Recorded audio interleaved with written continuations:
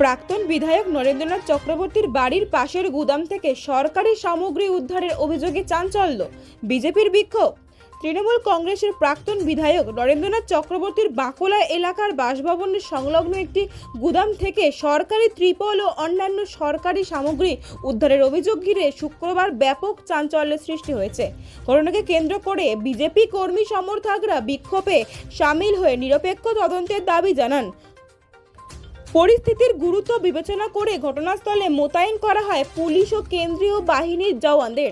বিক্ষোভকারীদের অভিযোগ, সাধারণ মানুষের জন্য বরাদ্দ সরকারি সামগ্রী গুদামে মজুত করে রাখা হয়েছে, যা অত্যন্ত উদ্বেগজনক। বিজেপি নেতৃত্বের দাবি, নির্বাচনের পর জেলার বিভিন্ন এলাকায় একাধিক তৃণমূল নেতার বাড়ি বা সংলগ্ন এলাকা থেকে সরকারি সামগ্রী উদ্ধারের অভিযোগ সামনে এসেছে। এর ফলে সরকারি প্রকল্পের সামগ্রী বণ্টন এবং প্রশাসনিক স্বচ্ছতা নিয়ে নানা প্রশ্ন উঠছে। বিজেপি সমর্থকদের অভিযোগ, সাধারণ মানুষের কাছে পৌঁছানোর কথা ছিল যে সমস্ত সরকারি সামগ্রীর, সেগুলি গুদামে মজুত করে রাখা হয়েছে।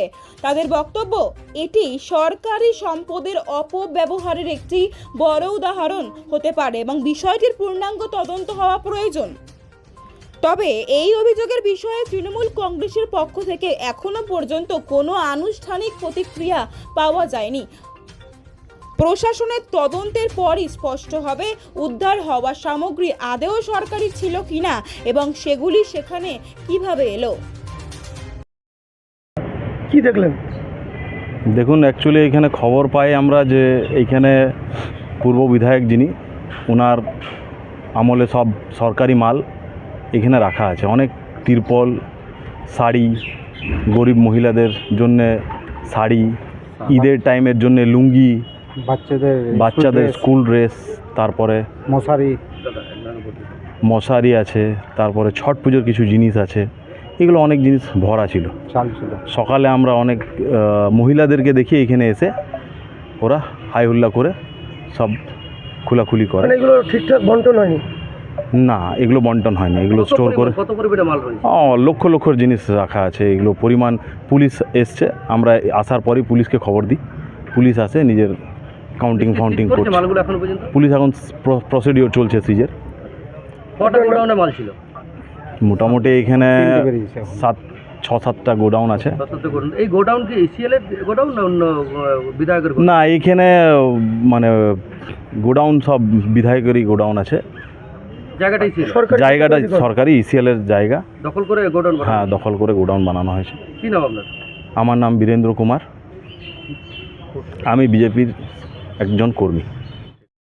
চক্রবর্তী, চরিত্র পাসওয়ান, এরা সব এই গুদামে মাল রেখেছে, গরিবের কোনোদিন পায়নি।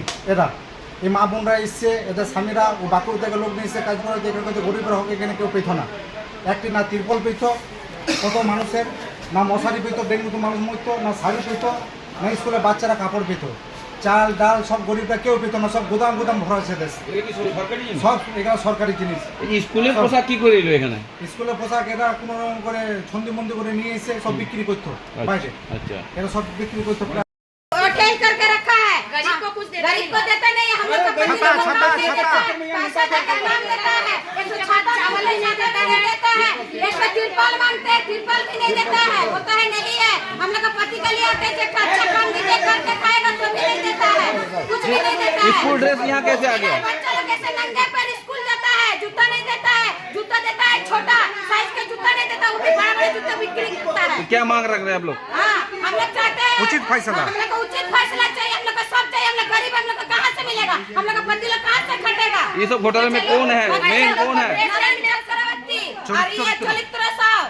पासवान। आपका नाम? मेरा नाम है रुखसाना खातून। नहीं है, जितेंद्र तिवारी का आया था, हम काम करके आ रहे थे तो वो बोला पानी खोज रहा था, उसको पानी कोई नहीं दिया, सिर्फ पानी हम दिए। बस आप फटाफट कैमरा कर लिया मोबाइल में, नरेंद्र को भेज दिया। हाँ, भेज देने के बाद में तो जा करके हमको कान पकड़वाया, उठवाया, बैठवाया, थुकवाया, चटवाया। क्या चटवाया? काची बोलता है दीपक साव यार, काची लखना। आपका नाम? मेरा नाम हेमंती जसवारा है।